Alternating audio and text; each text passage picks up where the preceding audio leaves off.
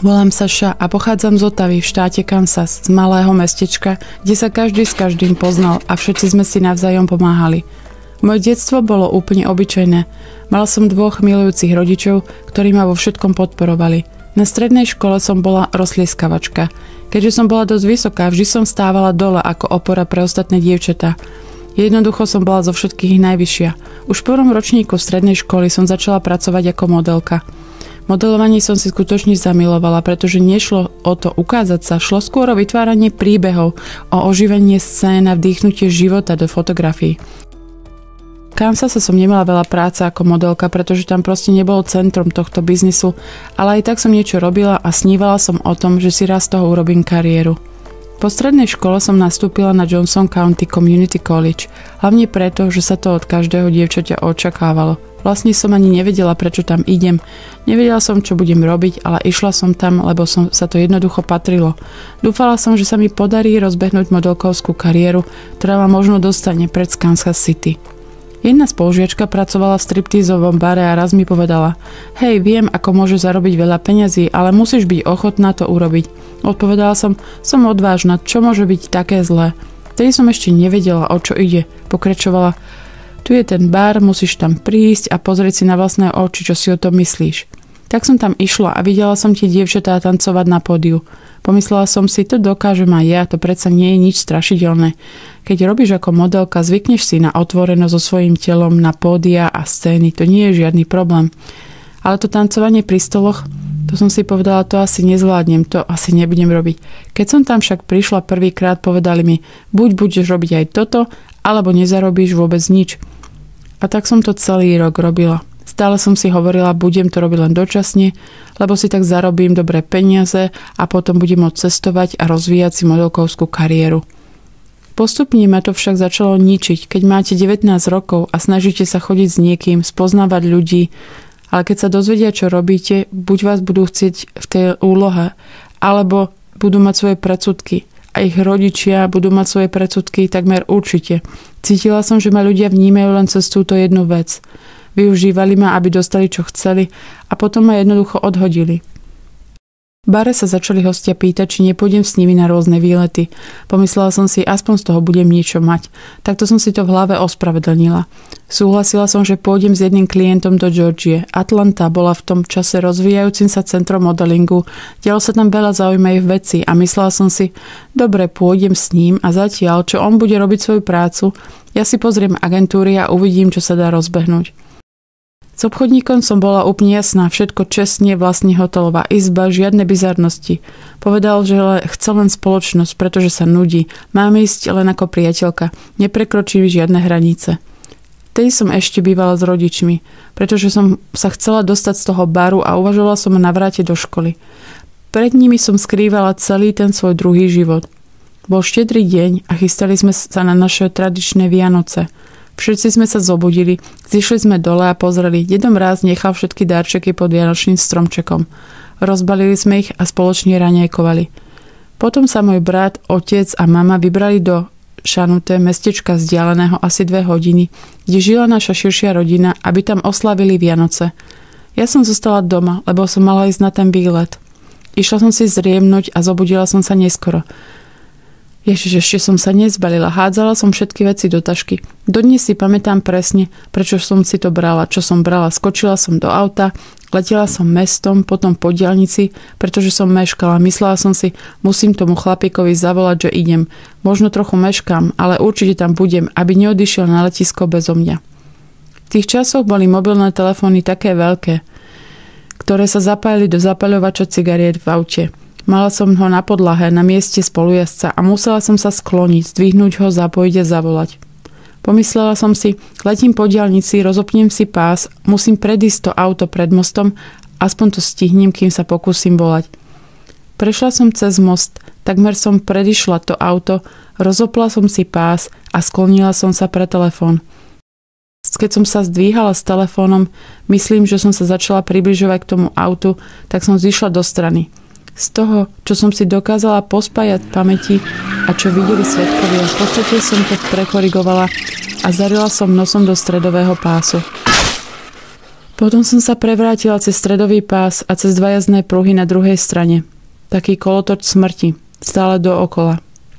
Vyhodilo ma asi 12 metrov od auta. Helikoptérou ma previezli do Research Medical Center v Kansas City. Moja rodina zostala v nemocnici v tábori v čakárni. Mohli ma navštíviť len 3-krát denne. 2 ľudia na pol hodiny až hodinu. Bola som na jednotke intenzívnej starostlivosti. Striedali sa, aby mohli byť so mnou a držať stráž 24 hodín denne. To sa dialo tu, na tejto strane, ale to, čo si pamätám ja, je úplne iné. Ďalšie spomienky, ktoré mám, sú na prebudzanie v tejto neuveriteľnej jasnej, bielej miestnosti. Stojí tam 6 postav, alebo bytostí, 3 na každej strane. Veľmi vysoké, veľmi jasné, naplnené svetlom, žiariace. Len tak na mňa pozerali zhora. Potom si podložili ruky pod mňa a pomohli mi posadiť sa. Uvedomila som si, že sedím mimo svojho tela. Pamätám si, ako som ich objala a cítila som sa ako... To je skutočná rodina, žiadne súdenie, všetko bolo v poriadku, všetko bolo dobré, len tá čistá, bezpodmienečná láska.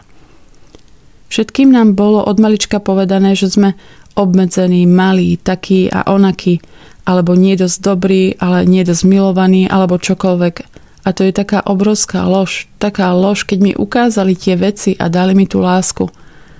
Ako si v poriadku, nie si zlý človek, nie si opozlá, nie si všetky tie veci, ktoré ti povedali, že si. Nie si všetky tie zraňujúce veci, si láska. A povedia ti to, a keď to príjmeš, je to, ako by si sa tým naplnila.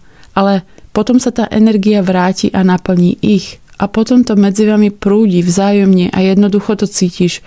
A ako by to jedno druhému dávalo život. To je vlastne to, čo je skutočná rodina. Pamätám si, ako som sa pozerala na svoje telo v rohu nemocničnej izby a videla som svoju mamu, ako mi držala ruku a skláňala hlavu.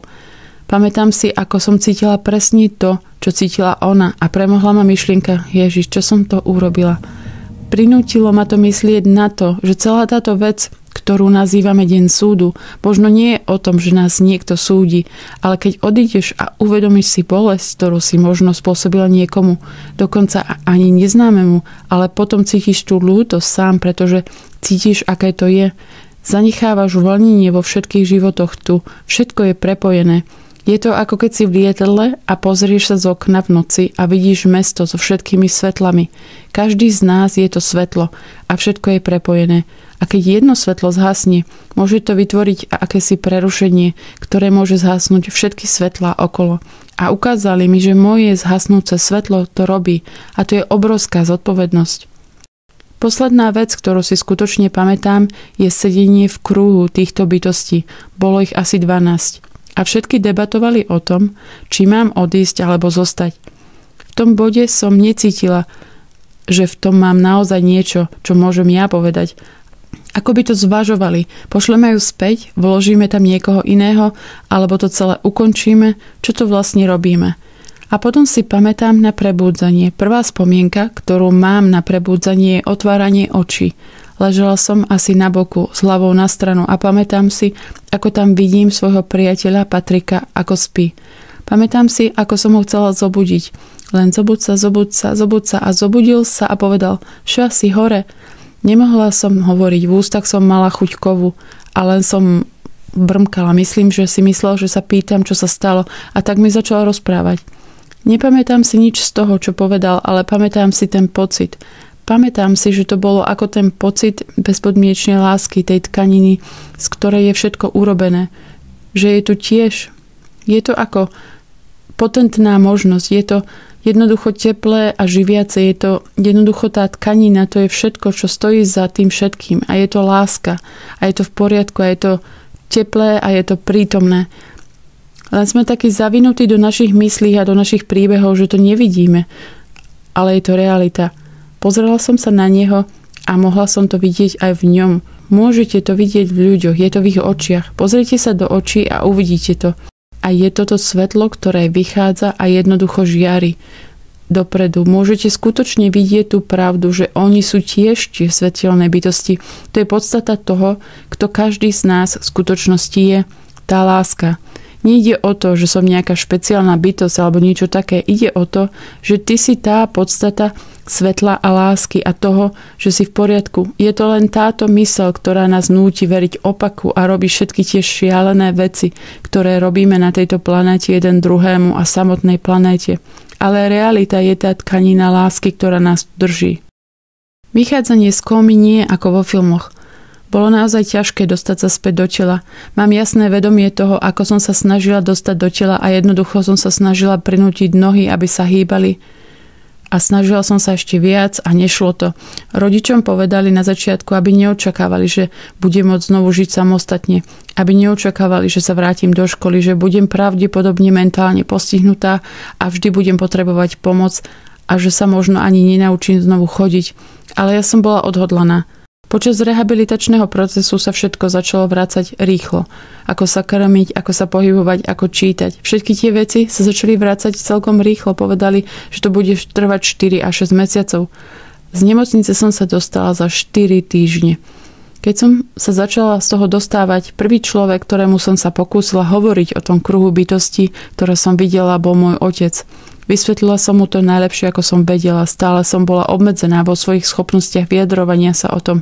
Ale on, ako ten inžinier, racionálne zmýšľajúci človek, mi s láskou povedal: myslím, že v televízii bola v tom čase nejaká súdna relácia a ty si to pravdepodobne len vzala do svojich snov.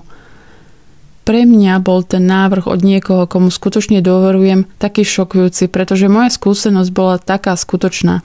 Tá skúsenosť na druhej strane je taká živá. Cítiš to tak vo vnútri, úplne pravdivo, že pomyslieť si, že to bola len nejaká vec, ktorú som si vytvorila v predstavivosti, nedávalo zmysel. Nechcela som o tom hovoriť. Nechcela som, aby mi niekto odporoval a povedal, že to, čo som zažila, nebola pravda. Jednoducho som sa uzavrela okolo tej perličky spomienky, ktorú som mala a nehovorila som o tom. Uvedomila som si, že ľudia dokážu prijať to zázračné uzdravenie, ktoré som zažila, skutočnosť, že tu nemám byť, skutočnosť, že nemám byť schopná fungovať ako normálny človek. Dokážu prijať ten zázrak a to fyzické uzdravenie, ale nedokážu prijať tú mystickú časť. Tak som o tom jednoducho nehovorila. Pamätám si, ako som videla trávu poprvýkrát a bolo to jednoducho také krásne, bolo to jednoducho taká živosť, ktorá vychádza zo zeme a všetok ten život v tom a je to také iskrivé a nádherné. Zároveň som sa snažila vrátiť do tohto sveta a snažila som sa zistiť: dobre, jasne, že som minule niečo neurobila správne, tak čo máme urobiť, aby sme fungovali? A tak som sa úplne obrátila o 180 stupňov. Začala som sa obliekať veľmi slušne a správne, zapínať si košelu až po krk. Nemohla som nadávať a jednoducho som sa stala tak veľmi puritánskou vo svojom správaní. Jedna vec, ktorú som vedela, keď som sa dostala z kómy, jedna vec, ktorou som si bola úplne istá, bolo to, že som tu na to, aby som pomáhala ľuďom sa uzdraviť a nájsť ich cestu domov. A to som chcela viac ako čokoľvek iné. Aby ľudia vedeli to, čo som teraz vedela ja, že je to všetko láska a že oni sú tiež láska a že nie sú všetky tie veci, ktorými boli označkovaní. Nie sú všetky tie podmienky, ktoré na nich boli kladené. Je toho tak veľa viac a nie sú vystavené nejakej sile, ktorá ich bude trestať. Sú to tie krásne bytosti svetla a lásky a sú účastníkmi tejto tvorby. Moja prvá práca bola v palacinkovej reštaurácii cez víkendy, len aby som si zarobila dosť peňazí na financovanie vysokej školy počas týždňa. Potom som sa presťahovala do Kansas City. Pracovala som tam v reštaurácii. Mala som všetky tie veci, ktoré by som mala chcieť. Mala som naozaj skvelého priateľa v tom čase, mala som prácu, v ktorej som bola skutočne úspešná. Bola som hostiteľka a potom som bola povýšená na asistentku manažéra tej reštaurácie a mala som auto. Malo to byť tak, mala som byť šťastná však, ale bola som nešťastná. Skutočne ma zarmútil spôsob, akým sa ľudia navzájom k sebe správajú. Nikto to nechápe. Nechápeme, že ide o lásku. Prečo to nevidia? Kto si kedy myslel, že vojna je dobrý nápad? To je tá najnepochopiteľnejšia vec vôbec a plakal som celé hodiny len kvôli tej tvrdosti.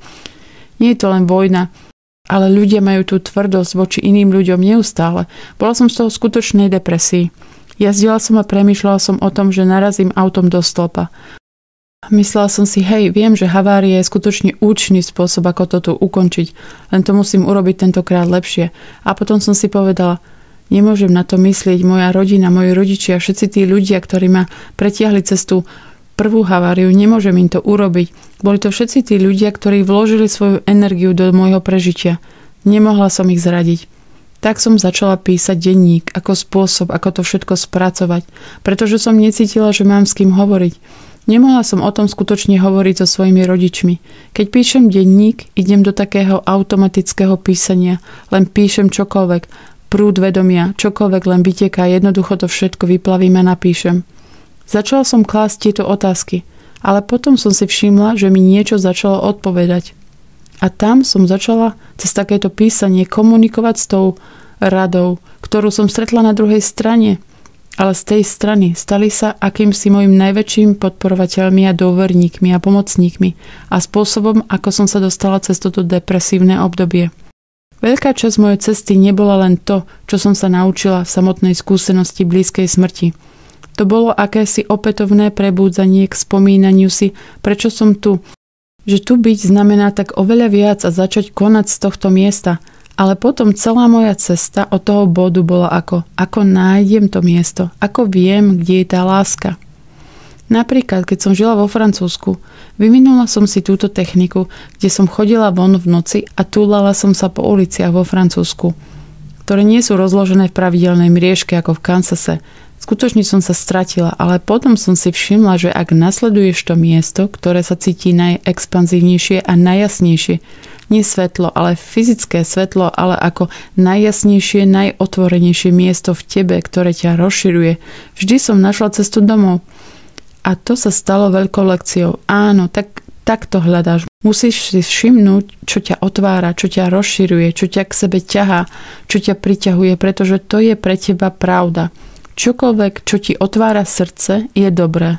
Čokoľvek, čo ťa núti rozširovať sa a posunúť sa do toho stavu blaženosti a toho rozšírenia, v poriadku, všetko je v pohode.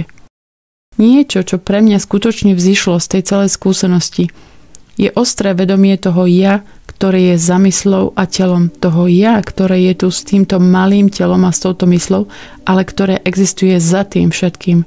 Život je malý záblesk. Úplne malý záblesk celej dĺžke toho, čo je skutočná realita.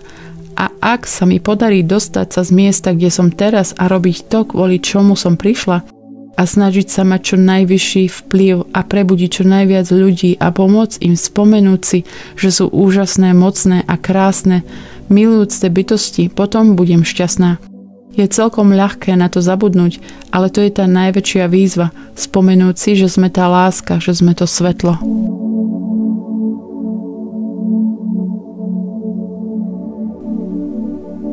Každý nový odberateľ je pre mňa ako lúč slnka. Potešte ma svojim kliknutím.